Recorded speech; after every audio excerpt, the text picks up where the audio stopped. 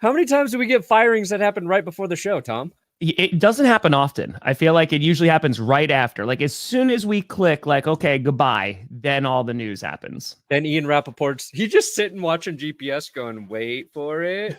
Wait Not for going to help these ingrates. Yep. Fired. As soon as you're navigated, they said, hey, you reached your destination. Firing. Yeah. Well, we got breaking news, folks. It's going to be an episode. I'm going to catch the nice thing about these firings is it really takes the attention away from what the Packers and Broncos did on Sunday. And yes, breaking news, as the Saints have moved on from their head coach, Dennis Allen. They announced this morning. And if you're a Saints fan, you're like, yes, we did it. Finally. Now only the rest of the team to go. So, it's the first step, on the journey. The first step is always the hardest. Yeah. I think that you could make a very, very strong argument that Dennis Allen, the writing has been on the wall now for a while. I thought there was potential he was gone after last season. That didn't happen. And it just seems like right now the Saints, who just came off a loss to the Panthers, that was the final straw. And they said, nay, we can no longer do with one Dennis Allen. Yeah. The Panthers could be coach enders. They could be coach enders for the rest of the season. The Saints could be the worst team, the team who is the least affected by having their head coach fired because they are so screwed on so many fronts. Correct. Yeah. I still think the Raiders are a worse team than the Saints. I don't think firing Luke Getsy is going to really help them at all this season. Not only did the Raiders fire Getsy, and I'm not saying he's good, they're still going to they've got the dynamic quarterback duo of Gardner Minshew and Desmond Ridder to choose from right now, but they fired their offensive line coach. I forget his name, something Craig, and old Broncos offensive coordinator, Rich Scangarello, who did perform a miracle in Denver in making Drew Lock look like the second coming of Jesus. But he got fired in Denver for no reason. So there's a lot of things that happened, and it's not going to get better, I think, anytime soon for either the Raiders or the Saints. No. They both have to rebuild. They both have to strip down. And the Saints play this fun game with the salary cap every year.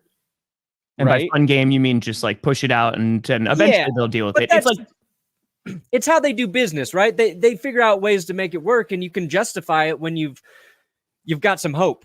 I think this is the year they actually reset it. They go, okay, we're going to do the salary cap the normal way from now on.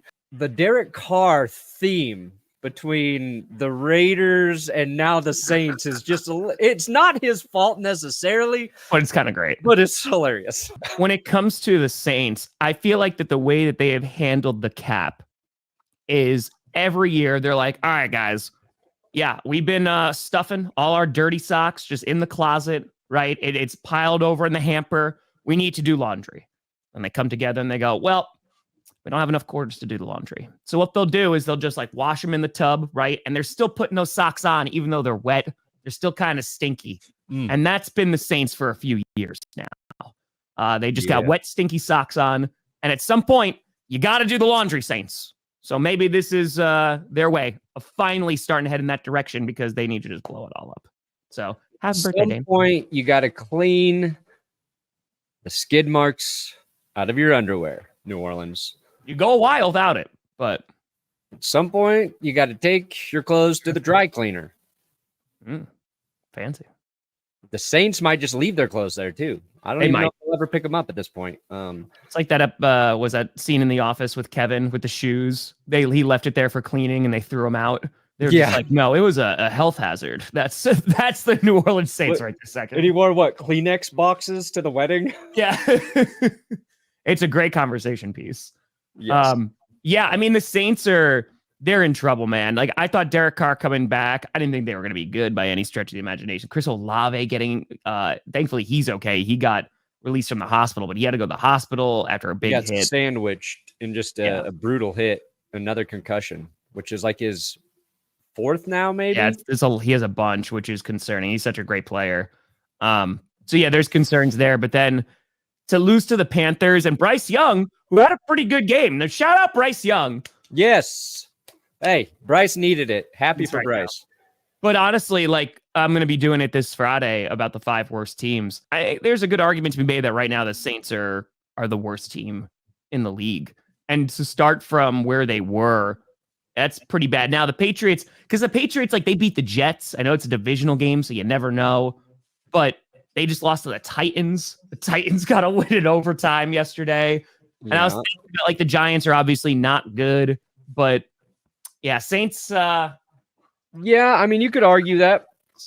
I think the Saints are probably, because there's all these 2-7 teams, right? You got the Saints are 2-7, the Panthers are 2-7, Dolphins, Patriots, Raiders, Browns, Jaguars, and Titans are 2-6. But of that crew, I'd say probably the Browns and the Saints are the most disappointing in terms of what people thought those teams could be this season. All of us who watched Deshaun Watson knew the Browns were going to suck with him at quarterback, so we're not surprised there. The Saints, you could at least say, as Derek Carr gets healthy, maybe if Chris Olave comes back, but like they have Kamara, they're going to be selling. I swear to God, if they trade Lattimore to the Chiefs, why is that rumor coming out everywhere too? I feel like that just popped out from nowhere and was just now it's just being run with. I will go down and shut down the entire state of Louisiana. I will spend the rest of my life getting them kicked out of the United States of America, Tom. Next petition, remove Louisiana from America. If those fucks... We undo the Louisiana Purchase. Yes. You go back to the French and you're like, 49 states. Yeah, go. Yeah, join the French. Refund. Yes. Have fun with your no deodorant and your cigarettes and your wine, you sons of bitch. Now, if you don't do it, then I wish nothing but the best for you. New Orleans, great city, great culture. Sure, Dustin. Let's ride together. But I swear, if you help those, yeah.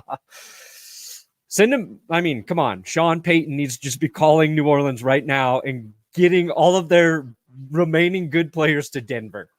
We need the help bad.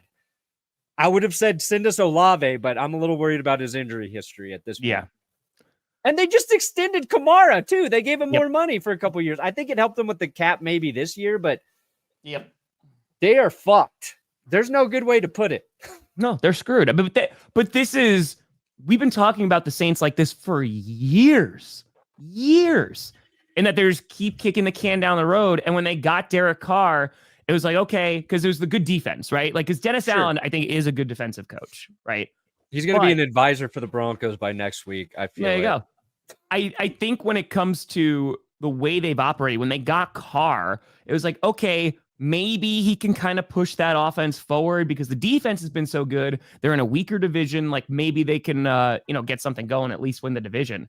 But it has been so radically disappointing. Yeah. And there's a litany of reasons why. You're looking at offensive coordinators, you're looking at head coach. Like, it's not just their fault, but man, it did not help. And I think, again, I was shocked when Dennis Allen came back this season because I'd figured at this point, like, okay, we're really going to be done. The problem is getting a new head coach is only going to help so much. Like, Derek Carr is not the answer there. That offense needs to be torn down and rebuilt. And unfortunately, they're in a year, and you and I have been talking about this, they're in a year where you just mentioned how many 2-win teams there are. We're heading into week 10 of the NFL after tonight. It's pathetic. It's bad. And so the amount of terrible teams that are going to be looking for a franchise quarterback, for, a premium offensive lineman is going to be significant. And the QB draft class is not as heralded as this past one. So it might be a rough couple of seasons for these 2-win teams. It's and Darren Rizzi. Oh my God, what a nice name! Darren Rizzi has been named as the interim coach for the Saints. He was the special teams coordinator for the Dolphins. Then Sean Payton brought him in 2019 as their special teams coordinator, and he was promoted in 2022 to the team's assistant head coach position by Dennis Allen. So he's taking the reins. Maybe that's the guy they're looking at for the job, but I doubt it. And the Saints are a team right now that are not going to, it's not going to be appealing if you're a head coach, a prospective head coach. You know, who wants to go to the Saints? Oh, cool. I have no money to work with. I've got a quarterback I don't know that might get me fired. Very well might get me fired in Derek Carr. And where's the fucking draft order right now with all these 2-7 teams? It's where Ben Johnson should go, by the way, to New Orleans. Oh, no, do not. No, send him there. Nope. Part of which players helping the Broncos the most? Lattimore and the Njoku. Saints are picking 3rd overall right now with 2-7 behind the Jags and the Pats. So, you can't even say, oh, yeah, we'll have the number 1 pick. You got to keep losing.